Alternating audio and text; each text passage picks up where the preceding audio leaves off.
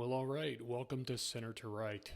This is a program where an ordinary person like me talks about the cultural, political, and daily life challenges facing America. This is my very first program. This is number 1 of 2020, and I hope I can do some more, and maybe people will like it and enjoy it.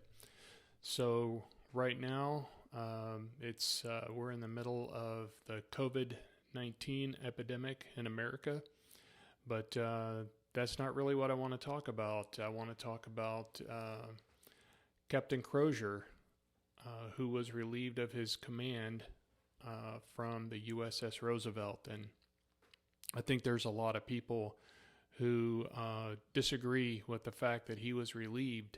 And so I started taking a look at it, and I thought maybe there was something weird going on with it, and there probably is, and that'll come out more during the investigation. But first thing is most of you know is that Captain Crozier is the commander of the USS Roosevelt, which is an aircraft carrier, and most of you would agree that you do not get to be an aircraft carrier commander unless you have a pretty good idea of what you're doing. It's an 06 level billet, a colonel in the Army. I'm not quite sure what the Navy word is for it. He's either a commander. I think he's a commander, but anyway, it's not something that the Navy gives out for free, and it's something that you have to work your way up to. So the guy's pretty smart. I heard, I think CNN or one of the other news organizations were saying he was being groomed to be a general, and 07, 08. And I think that's true for everybody in the military anyway. Everybody's always being groomed for the next grade. But you would expect that someone who had a large vessel like that and the amount of knowledge that they had to have with regard to naval operations, the sea operations, and of course the air operations, and their ability to support ground operations of the Marines and the Army in dedicated conflict zones. So he's a pretty smart guy, is the bottom line. And apparently after having some type of shore leave or something happened with the shore, where they took supplies or whatever they do, got fuel in Da Nang. And sometime after that, this virus started showing up. Nobody knows where it came from. You know, they're based out of, I think the ship's based out of California. But he didn't know where it came from, but it started happening. And he knew from experience that and from just being a smart guy and reading the news even, what this could do inside of a ship, because we've had a whole bunch of ships that actually civilian ships where people were sailing, and what happens when you make them stay on board, it just gets worse. So who knows what he did, but eventually what he did is he sent what we used to refer to as a memorandum for record. It's a memorandum to the Department of the Navy where he says, request for assistance in response to the COVID-19 pandemic. And in a military style form, he goes through, he's got the bluff, which is the bottom line up front, and he tells what's going on and problem statements. It's a classic military letter. But then for some reason, he sends this letter over an unclassified network.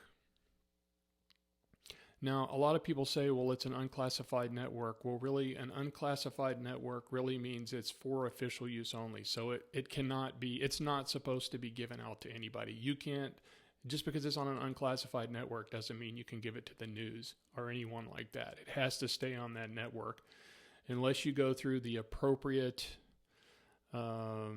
procedures to have it released. He sent it to according to some of the news reports, he sent it to at least 20 people. I'm looking at the memorandum right now. There is no classification markings on it at all, which I don't understand.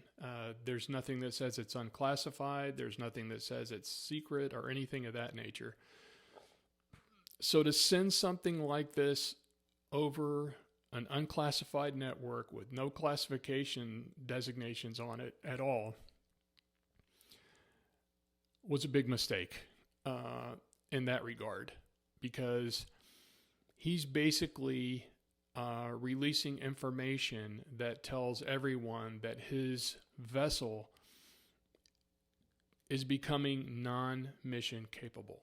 And it's an active vessel on sea duty, from what I understand. So this is not something that you would do. Typically, information like this would go over a secret or a top secret network.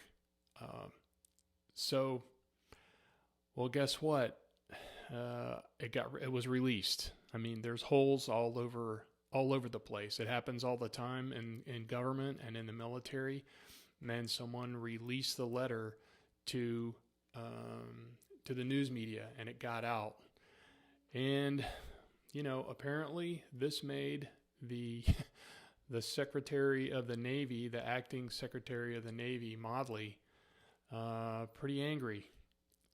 And so Modly, for some reason, flew all the way out to Guam, got on board the ship, and according to the news media, he called the captain stupid. Well, that's not exactly what he said. What he said is if the captain didn't think this information was going to get out to the public, then he was either too naive or too stupid to be the commanding officer of the ship. And this becomes the second mistake, because that is just simply, for him to go all the way over there and go on board that ship and say those things to the sailors, well, he was being too naive or stupid to be the Secretary of the Navy, is the bottom line. And so there were two critical errors there. And who knows why all this happened? I'm not here to judge or decide why it happened. I mean, it could be that the captain of the ship had tried to go through regular channels, or maybe people weren't working with him the way he wanted to do. But regardless, he definitely should not have sent this letter over an unclassified network, because it violates operational security protocols in the government and the military.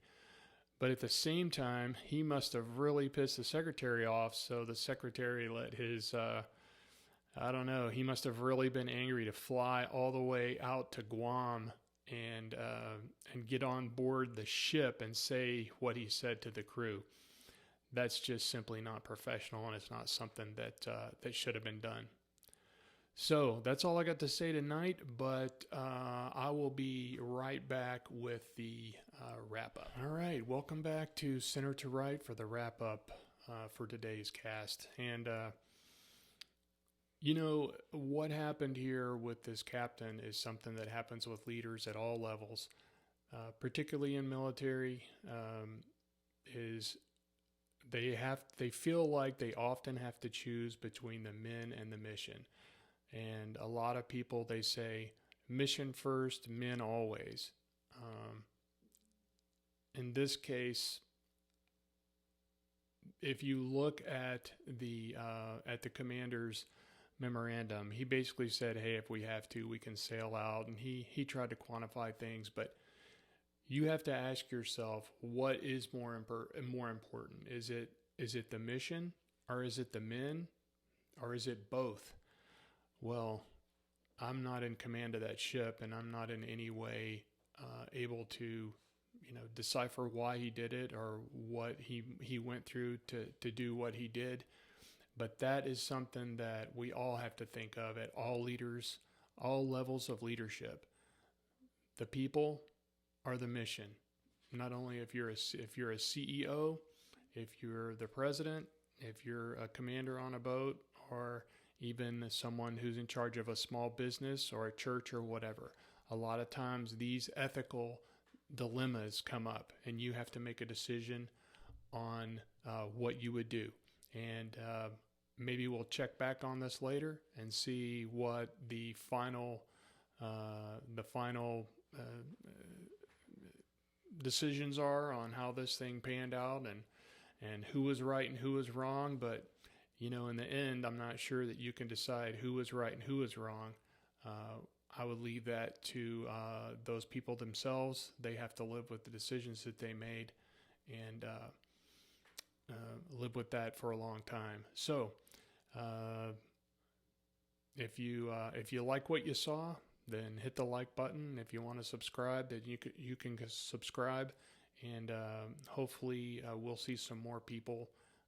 Some people will tune into this, and they might find something that I say on the program to be enlightening or helpful.